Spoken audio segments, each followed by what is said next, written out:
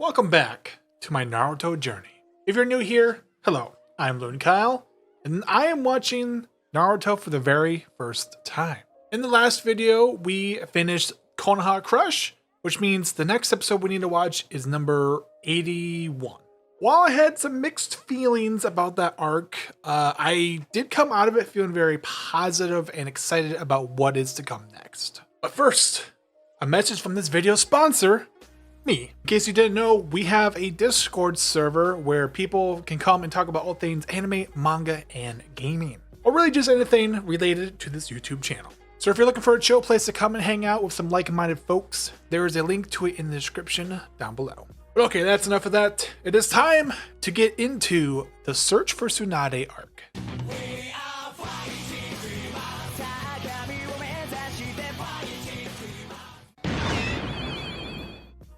Okay, wow, that was quite an introduction. So Itachi and Kisame, they don't beat around the bush. They're here on a mission and they mean business. Also, can I just say the drip on their cloaks or robes, whatever you want to call them, fire. Where can I get me one of these? So anyways, a fight breaks out. We have Asuma and Kurenai, and it's kind of wild how weak they look in comparison to Itachi and Kasame. And like, I don't think Asuma and Kurenai are weak by any means. I mean, they are Jonin after all, but it's just like, damn. Damn. But thank goodness Daddy Kakashi is here to save the day. So from what we've seen of this encounter so far, I'm enjoying it quite a lot. Also, it's interesting to note that in this episode, we do kind of catch up with what happened with the Kazekage, and I was partially correct. We have Baki finding the corpse of the Kazekage, which confirms that either Orochimaru or Kabuto killed the Kazekage, although we don't know if it was Gaara's father or not yet. Like, if it actually was Gaara's father, I feel like there'd be a bigger deal made of this, but I don't know. I mean, regardless, if we have nations without the Kage, not a good thing. And at this moment, there's at least 2 nations that don't have a Kage. But I mean, speaking of that, we actually have Jiraiya being asked to take on the role of the Hokage.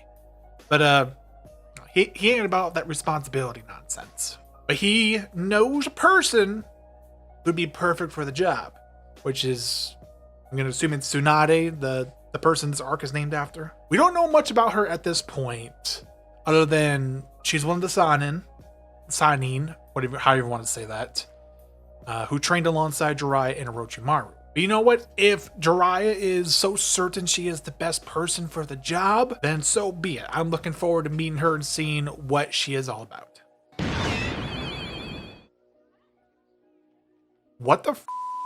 So this Tsukiyami thing that Itachi can do it's bonkers. It's one of the most terrifying powers I have ever seen in anime or manga. If I'm understanding it correctly, he can use some form of genjutsu to like trap people in their mind, in like a nightmare realm essentially, and he can kind of just do whatever. But Hokage apparently has a fascination with torturing people, and he's like a master of time inside of this dimension or whatever. You know, he somehow makes Kakashi experience 3 days of being crucified and stabbed in a matter of a second. And so Itachi does admit that he and Kisame, the reason they're here is because they're looking for Naruto. Well, technically they're looking for the legacy of the 4th Hokage, which I'm going to assume it's Naruto. Everybody seems to assume it's Naruto. What was very interesting is that we get this little thing between Kakashi. He mentions, oh, you must be from the Akatsuki. And Itachi is immediately just like, oh, you're coming back with us. Kill the rest. So I'm like, there's like 2 different situations in this episode where Itachi could have and probably should have just straight up killed Kakashi, but he doesn't for some reason. I want to know what's up with that.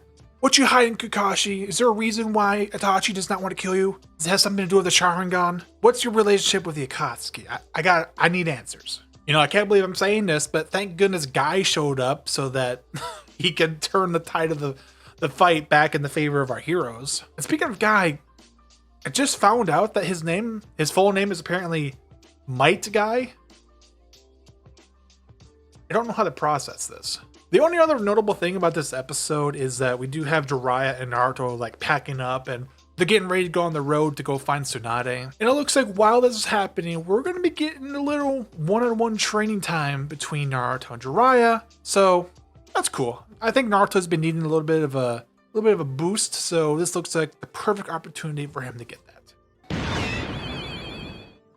Oh man, seeing Itachi show up at Naruto's door like that gave me some goosebumps. Itachi is already a very scary person, but now that he's face to face with Naruto, I'm a little worried about what's gonna happen. Especially since Jiraiya, he's too busy hanging out with the ladies right now. Come on, Jiraiya, get your butt back over here. We got some important business going on. And what surprised me quite a bit, and maybe it shouldn't have, but it actually does, is we have this scene where Itachi sees Jiraiya and Naruto, and he's like, you know what, Kasame? Even if we both attacked together, we don't stand a chance against Jiraiya. And considering what I saw Itachi do just in the last episode, for him to say that, I'm like, what? How strong is Jiraiya? Like, I know he's one of the Sannin, and they're, apparently like some of the best, but like, is it that much of a difference? And while this is all happening, we have Sasuke. He's going through some interesting development at the moment. You can tell he's definitely feeling kind of bitter about what happened with the whole Gaara situation, and Naruto had to be the one to come in and save him and Sakura. But now he has learned that his brother Itachi's back, and he's going after Naruto. So he's like, oh yes, this is kind of important. I need to go deal with the situation. And it looks like we're going to be getting that encounter very soon. That they're both in the same general vicinity. And I don't know if I'm ready for what's about to happen. So I was not ready for this to be the Sasuke flashback episode. Like, I was already kind of aware of what happened. Like, I know Itachi came and killed his family. Sasuke was like the last remaining member, and he holds a grudge against his brother. But actually seeing all that play out was it was uncomfortable. And now I'm just left with so many questions. Like, Itachi says that the reason he killed everybody was to test his abilities. And you mean to tell me that there were no other high-level ninja or no giant monsters or anything like that for you to use as a punching bag? Like, nah, I gotta go murder my family.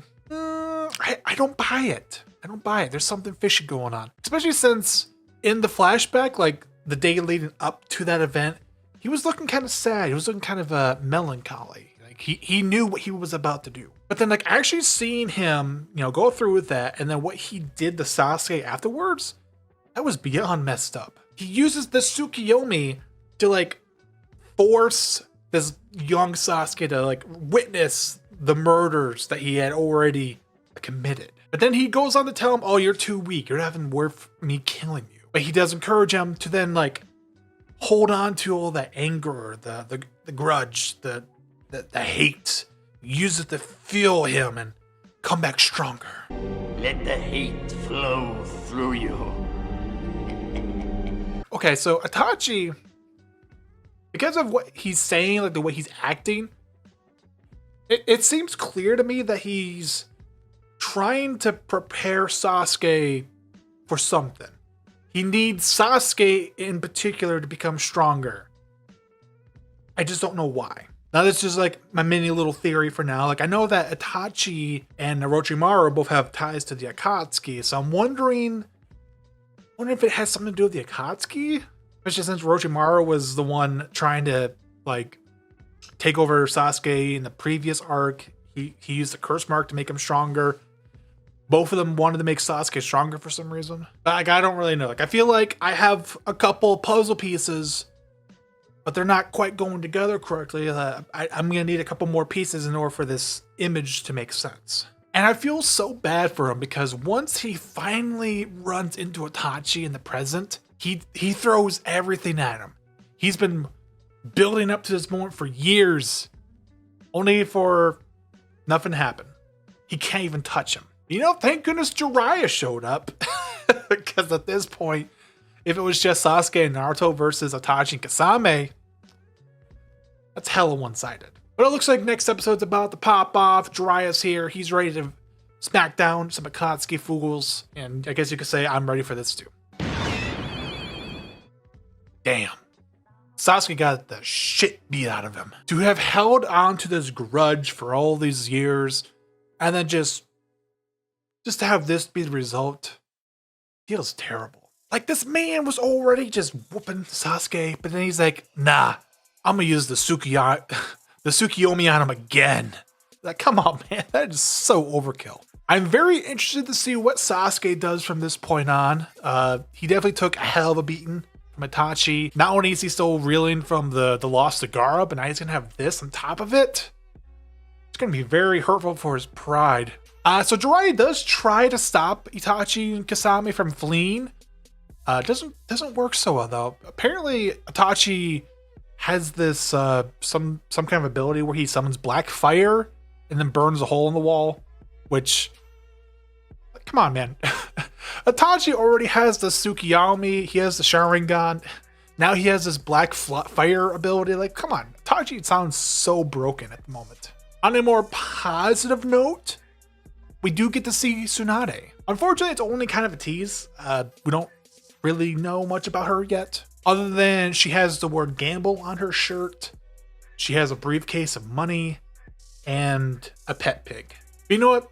It's an interesting enough teaser.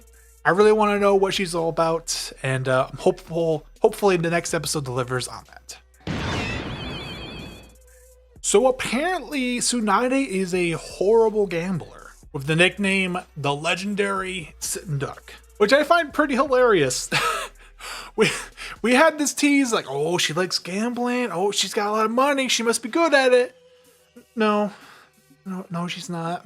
And unfortunately, that's all we really learned about Tsunade in this episode. So the wait for more Tsunade lore is gonna have to wait.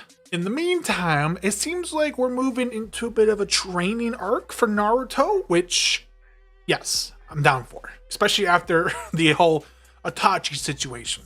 Jiraiya showed off this kind of neat looking move where he like channeled the chakra into his hand, and then he like hit a guy and made it kind of fly like a pinwheel, which looks cool. Like, if Naruto can learn that, that'd be nice. Because at this point, the only real move Naruto has is his shadow clones. Like, he has shadow clones, and then other than that, it's like, I guess I can just like punch a guy. I can throw a kunai at him or something. Like, that's all he really has. Now we got Naruto messing around with some water balloons. He's trying to spin the water with his chakra. So cool. I'm ready to see what happens as a result of this training. This is a quintessential training episode. Naruto has a goal.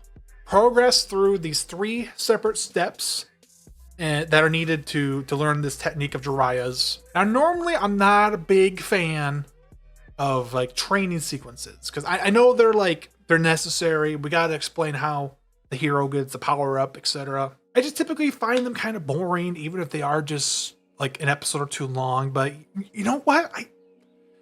I actually kind of enjoyed this training Naruto was getting. We have very clear, easy to follow goals, like, pop the balloon, like pop this tougher balloon, stuff like that. And he's doing it all in a very Naruto way. Like, he's not doing it the exact same way Jiraiya does. Naruto has this weird thing where he's like using his hand and flying the chakra multiple sides. It's kind of weird, but it's like, you know what? If it works for Naruto, more power to him. You keep on doing it, buddy.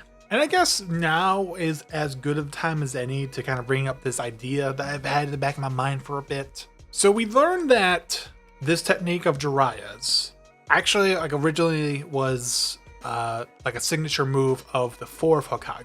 And throughout the entire show so far, the identity of the 4th Hokage has kind of been kept a mystery. Like, we have seen silhouettes, we have seen his face on the rock face, But it wasn't until the end of the last arc with Hiruzen's death that we actually like saw a visual, like an actual face for the fourth Hokage.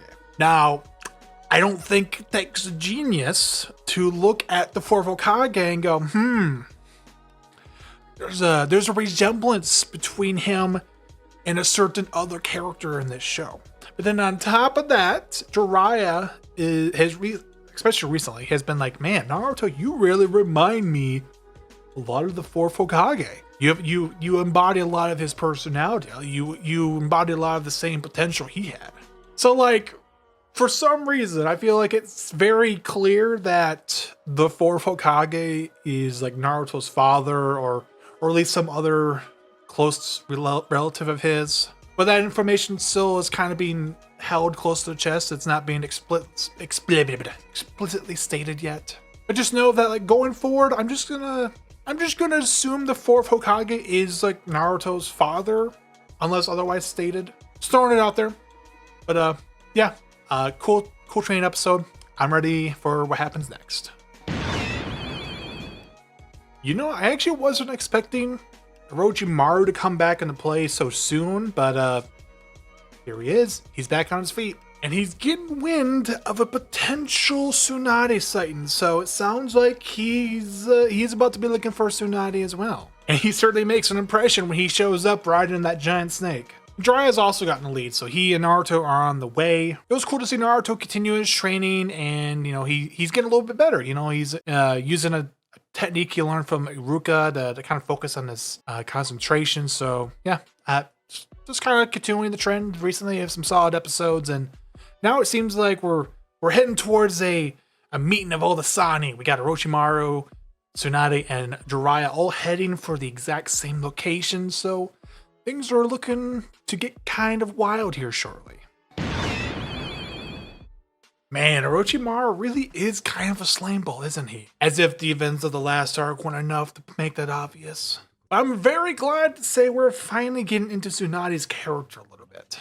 So she has some past trauma. Apparently, she's feeling guilty for causing the deaths of her brother and boyfriend. So we got Orochimaru. He's trying to strike a deal with Tsunade. He's like, you know, I can bring them back from the dead if you heal my arms.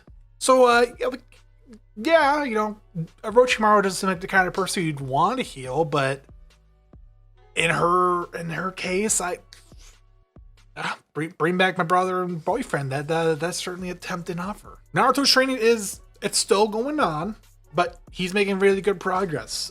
He's already making his way through the third and final step, and it was kind of cool to see Jiraiya do a little bit of a demonstration to be like, see, here's what like the stage 2 version of the move looks like, but then here's the stage 3, and then he like uses it on a tree, and he literally like drills through the tree with his chakra, which is it's pretty cool to see. Now, strangely enough, like there is a chunk of this episode dedicated to Jiraiya and Naruto like getting closer to Tsunade, but they're like, we're gonna stop at this gambling house and play some games for a few minutes, and it doesn't seem like it's contributing anything to the story. I'm wondering if this part might have been anime filler for some reason, or maybe it's some sort of genius foreshadowing for something that's to come. I don't know, but it kind of felt like filler. That's fine. We made it to the end of the episode. Time to move on to the next one. Well, we finally did it, guys. We found Tsunade. Show's over. Thank you so much for watching. Have a good day.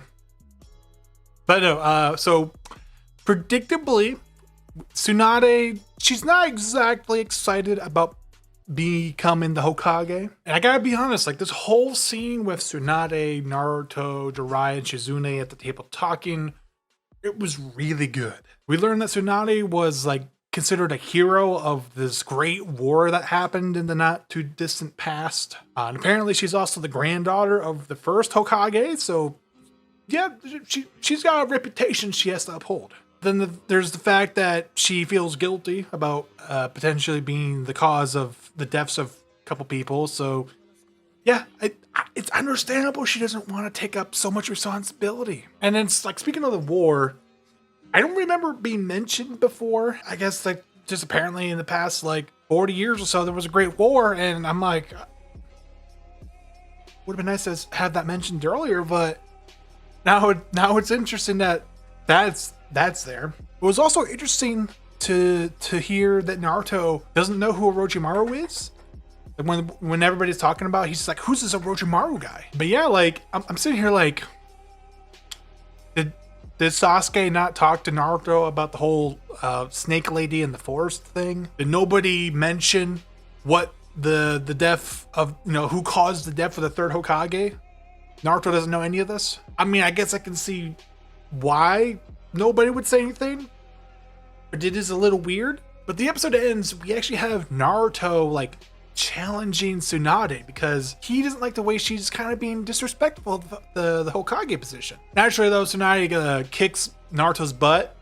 She doesn't even have to put any effort in. It's super easy. But Naruto, he does make an impression. There's something about the way he proclaims to want to be the Hokage that reminds Tsunade of both her brother and her boyfriend. Guessing maybe they had the same dream, that they both want to be Hokage or something. But I'm enjoying the little teases we're getting of Tsunade's backstory. I hope we get like a proper flashback because there's a lot to unpack there, and I'm interested to see what happens next.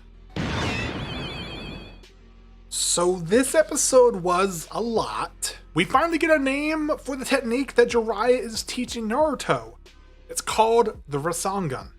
Rasengan? Now, I've actually heard the name before.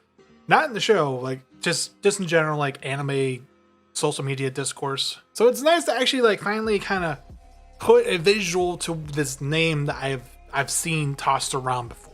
And we finally get a bit of a deep dive into Tsunade's backstory. We have this necklace that Tsunade wears, and it's got kind of a cursed vibe to it. Apparently, whoever wears it dies, unless you're Tsunade. In a flashback, we see Tsunade's brother Nawaki declare that he is going to become the Hokage someday, in the exact same way that Naruto does. So Tsunade, being the good big sister she is, gives Nawaki the necklace and it's like, here you go. It's grandfather's necklace. You go and become the Hokage someday, bro. And then he's dead. No, like seriously. Not like 5 seconds after that, we cut to him he's just dead. Apparently he went out to the fight in the war and it didn't turn out so good. Tsunade ends up being worried that her little encouragement might have made him a little bit too bold for his own good, and that led him to get himself killed. Oh, but then the pain doesn't stop.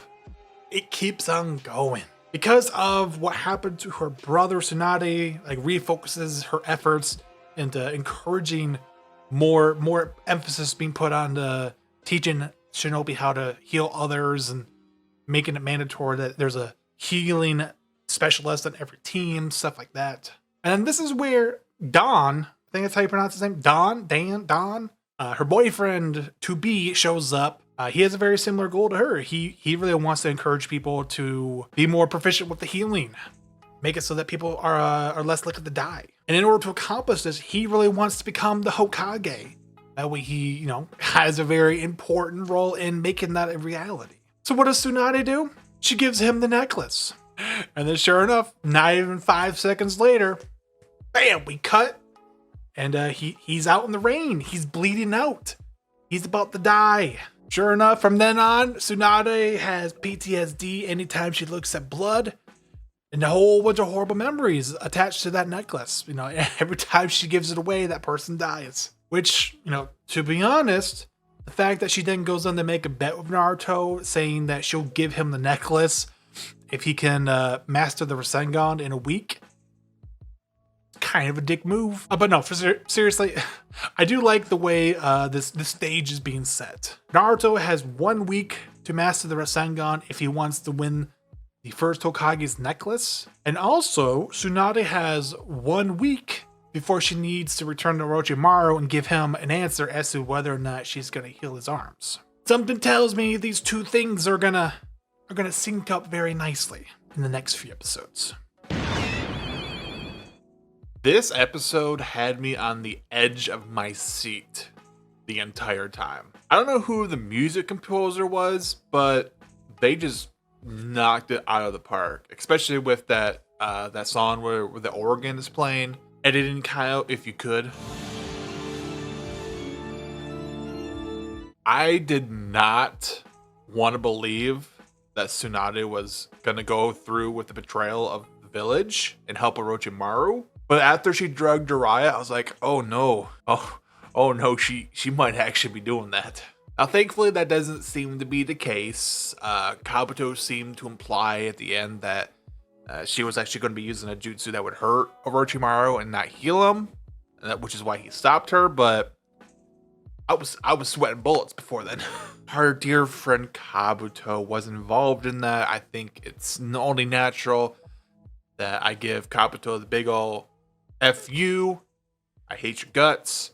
So with where the episode ends, the heroes are not in a very good position. Tsunade has to face Orochimaru and Kabuto by herself. Naruto had spent the entire night training himself to exhaustion, so he's not much use right now. Jiraiya is still feeling the effects of these drugs, so he does not have as much chakra as he normally would. And then Shizune, she's probably in the best condition of all of them, but she kind of got knocked out by Tsunade the night before, so I'd imagine it's probably going to hurt a little bit. I don't know.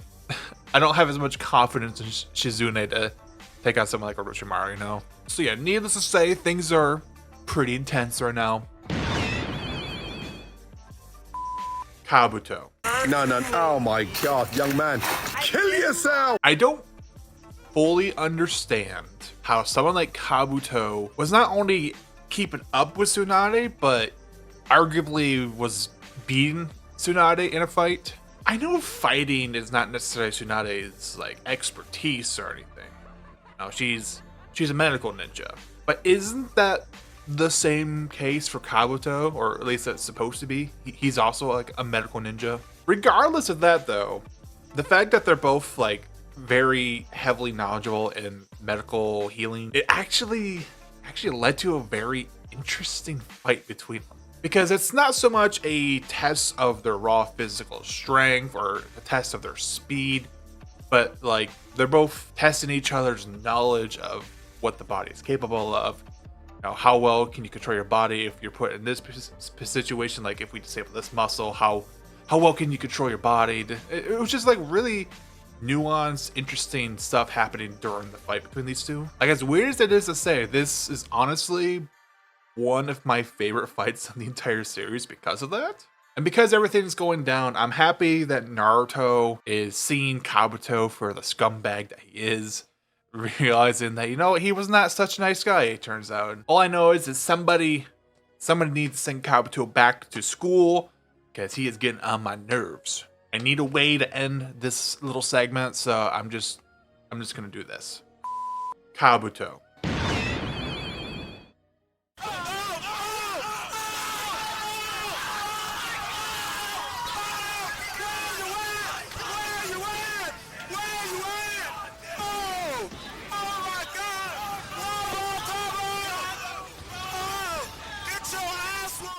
Oh, I needed this so badly. Kabuto has been a menace recently. He was beating up Shizune. He started beating up Tsunade. Thank God Naruto was there to jump in and use his headband for the save. But then, freaking Kabuto just had to start throwing those words back at Naruto. Don't mess with me. I won't run away. I'll become the Hokage at any cost. Oh, Kabuto. You hit the Hokage button in front of Naruto. He does not like that. Because this leads to Naruto then channeling the Rasengan. Rasengan? I always mess up the way I say it. He starts channeling it in the most Naruto way possible. Kabuto comes in with a knife. Naruto just uses his hand, takes that knife like a boss, and then uses a shadow clone to channel the Rasengan in his other hand. It's great. I love how it combines Naruto's new move with the shadow clones. You know, it's a way he can use the shadow clones to make channeling this move so much easier, which I love it. It's such a nice little touch. Now, I wish I had more to say about the little skirmish that Jiraiya and Orochimaru had, but there's honestly not a whole lot there. I mean, yeah, Orochimaru summons the big snake, and then Jiraiya like uses a jutsu to like create a swamp to kind of trap the snake in there. But then that's, I guess there's also a scene where Orochimaru tries to like hit Jiraiya, but he uses like a hedgehog shield thing. I don't know. Compared to everything else going on, it was just kind of like whatever. Yeah, if you excuse me, I really want to see what kind of damage this Rasengan is going to do to Kabuto. So, Kabuto. I am the Leaf Village's 5th Hokage. Yes, girl, slay. I'm so happy that Tsunade got some moments to shine in this episode, especially after getting kind of beat up by Kabuto over the last couple ones. And in this moment where she makes the declaration to Orochimaru, it is my headcanon that he was indeed shitting his pants. Tsunade has this like mode or form, or however you want to call it, where she starts tapping into a reserve chakra she has built up. I gotta say, like the face tattoos she gets, it looks so awesome. She just looks super badass while this is happening. Even before we get to that point, she has a lot of stuff. You know, she has a lot of highlights in this episode. She's crucial for making sure Naruto gets stabilized after he hits Kabuto with their Rasengan. And speaking of that, you know, of course, freaking Kabuto, he couldn't just take that attack like a man. You know, he had to sneak in some internal damage to Naruto's organs while that was happening. It's fine. It's fine. It's fine. It's fine. Naruto's gonna be fine. Tsunade fixed them all up and has given him the necklace of the first Hokage, just as promised. And of course, this episode couldn't just end there. No, it had to make a promise. It had to show that we're going to be getting a 3-way kaiju battle of the summons in the next episode. Like I have said before, I am a man of simple tastes. If I see a couple of giant monsters fighting each other, I'm probably gonna have a good time. I really wish I could continue binging it right now, but I gotta get up and go to work. So the giant monster battle is gonna have to wait until after dark. But you best believe I'll be giving you guys an update here very shortly. Oh yeah, that was pretty nice. We got our 3-way kaiju battle, and it was pretty exciting. A giant snake, fire-breathing toad, and a slug that can break apart and become a bunch of smaller slugs. It was certainly an interesting fight. And what I loved is when it actually came time to like throw some fisticuffs, Orochimaru didn't stand a chance. He got his ass whooped real good. Good enough to where his body began to deteriorate and he had to go find a new one. Good enough that both he and Kabuto are like, we're out of here. We gotta go do other things. Now, of course, Orochimaru, he is not defeated for good. I suspect that we will see him again at some point, but I do wonder how long that's actually gonna be. I mean, I didn't expect him to show up so soon after the Konoha Crush incident, but there he was. It shall be interesting to see what happens. And of course, with everything winding down, Tsunade agrees. Let's return to the village. I have a job to accept. Onward to the Leaf Village we go. I'll be honest, I got a couple minutes into the episode, got a weird feeling about it, so I ended up looking online, and turns out it was filler. So I'm just skipping the rest of this episode. So this episode opens up, and Akamaru is just pissing all over the place. He is putting his piss on every tree he can find. That weirdness aside, it is nice to be back here at the Leaf Village, seeing some of our old friends again. We got Kiba, Shino, Hinata, Neji, Shikamaru, and Konohamaru, who, if you don't mind me saying, is being kind of annoying right about now. I mean, I get it. Don't get me wrong. Like, I understand that he is a kid who's still trying to come to grips with the passing of his grandfather, the third Hokage. So yeah, when people are moving stuff out of his office, he gets a little upset, but doesn't change the fact that hearing his annoying voice and crying about it, I'm just like, can I skip forward? But the most important thing of all is that Tsunade has arrived at the village, and she's like, all right, show me where Kakashi and Sasuke are. I gotta put my magic healing fingers to work. Let's get these people back up and running. However, not everything is all sunshine and rainbows, because we are reminded of everything Rock Lee had to face after his fight against Gaara, and the fact that he was very severely injured. After being examined by Tsunade, she says that Rock Lee's injuries are serious enough where she might not be able to fix them. There's like a roughly 50-50 chance that any attempt to do surgery on his back is going to lead to his death. My heart. I don't want to deal with this drama, this potential death of Rock Lee just so that he can get the healing that he wants. I'm not ready for this. Now, I know I can be a little harsh on Konohamaru in these videos. It's rightly deserved. Tsunade is a better person than I am, because if Konohamaru had locked himself in my office and was throwing a hissy fit like that, he would not like what would happen. Now, to give the kid some slack, he has a nice moment with Naruto where he's talking through the issues he's having, and he's just scared. His whole life he has been the honorable grandson, but now that the third Hokage is gone, he's no longer the honorable grandson. He's just plain old Konohamaru. I can sympathize with that a little bit, but problem is, it turns out Konohamaru is just a very annoying kid, so can't give him too much credit. The other half of this episode is dedicated to Rock Lee, him being in deep contemplation about what he wants to do with his future. He has a big decision to make. Does he play it safe? Does he not get the surgery but then have to live the rest of his life not being a shinobi? Or does he push forward and get the surgery, but there's a great risk that he will just straight up die? It's not an easy one to make. I'm just thankful that we have some people here like Sakura who have his back and is willing to help him out through it. And thankfully Tsunade also realizes the gravity of the situation, and she is working her butt off to find a way to make the surgery just even the slightest bit more likely to succeed.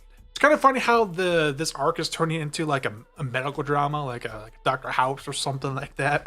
But I'm actually kind of enjoying it. It wasn't what I had on my bingo card, but I'm here for it. I'm ready to see how everything ends. We only have one more episode to go.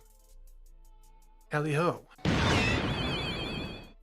100 episodes in the book. Man, these scenes between Rock Lee and Guy, they were hitting pretty hard. Now, there's actually not a whole lot of new information contained in this episode. A lot of it's just kind of reiterating what we already know about Rock Lee when he first became a ninja, how he met Guy, becoming a student under him, and how Guy has just been a big inspiration for him. And I, for one, am glad that we get Guy kind of pushing Rock Lee to get the surgery. Even though it's risky, I think we can all agree Rock Lee just, if he was not living the life of a shinobi, he just would not be a very happy person.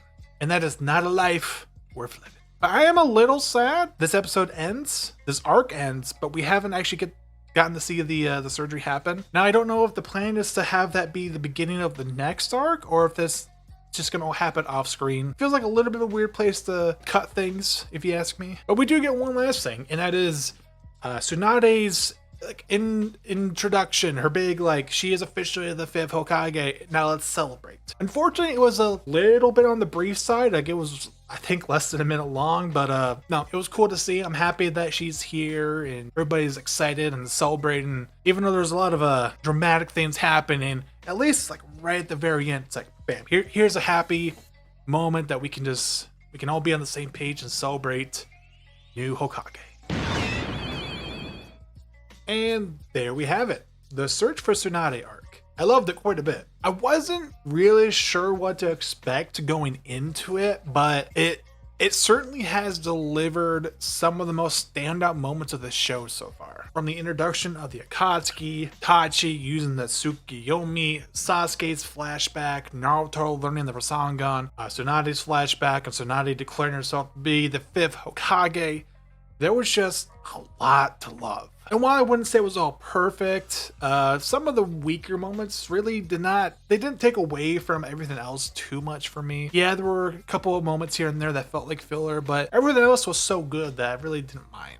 And surprisingly, even though there was a big chunk in the middle there dedicated to training, like I was saying earlier, like I really didn't mind the training. It was actually pretty good just because of the way it was clearly laid out and portrayed, and you saw clear progression from like one scene to the next. Because of all the characters and locations we interacted with throughout this arc, I feel like the world of Naruto is so much more alive than it was even back during the Chunin exams. Like, now we know about this great war that happened not too long ago. We see forces like the Akatsuki who mobilized in their units and they're out scheming their schemes. And I'm glad to say that our main character Naruto feels like he has grown so much throughout this arc, like even more than he did throughout the Chunin exams. He's no longer that pathetic academy flunky who lucked his way through the Chunin exams. It feels like he's becoming an actual somewhat competent ninja. And then there's Sasuke, who I would have said that about him previously back at the end of the Chunin exams, how he's already a great ninja, but he kind of goes to the ringer. Suffering to defeat the Gaara, and then suffering to defeat the Tachi. So I'm super excited to see where he's gonna go in the next arc. I feel like he's not just gonna sit around and take the loss with a happy face, if you know what I mean. I had a lot of reservations about Jiraiya when we were first introduced to him, because I gotta admit, he's grown on me a little bit. Don't get me wrong, I still don't like his perviness, but it was definitely tuned down quite a bit, and now he's actually filling the role of being like a wise mentor figure for Naruto, so we're making baby steps of progress here. And then we have Tsunade, who honestly exceeded all of my expectations. Throughout this part of the series so far, Kishimoto's writing for female characters has left a lot to be desired. Thankfully, Tsunade doesn't fall into the same trappings. Yes, she has some loved ones that she cares about very much and would do anything for, but a lot of that's in her past. In the present, she's kind of a broken woman. She's had years of guilt built up, and she's resorted to gambling and drinking to drown her sorrows. But it is out of the darkness that she is in, we can see new life arise. She's been given the opportunity to take on the mantle of the 5th Hokage and lead the people of the Leaf Village into a better life. And while she may have been reluctant at first, she steps up when the time is needed and can now proudly stand as the person who can lead the Hidden Leaf Village to a new day. Like, overall, this arc just has it all. It has some of the best writing in the series so far. It has a lot of iconic character introductions, and the action scenes we get are all top notch. Some of my favorites of the entire show so far. So I want to throw it over to you guys in the comments. What do you think of the Search for Tsunade arc? Do you like it? Do you hate it? Definitely let me know. And if you enjoyed my video here on Naruto and want to stick around for the next one, be sure to hit that subscribe button so you don't miss out on the next upload. And before we close out, I do have to give a very special shout out to the most recent member of the channel, xdouche360. Thank you so much for your continued support. And if you're somebody that wants to get early access to new videos as well as VIP access in our Discord, click that little join button down below and become a member today. I'm just very excited about what we are about to get into next. It is the finale of Naruto Part 1. Oh boy, so many exciting things could happen, but it's getting late where I'm at now, so I'm going to go ahead, sign off, go get some sleep. So guys, thank you for watching. Have a good one. Kabuto.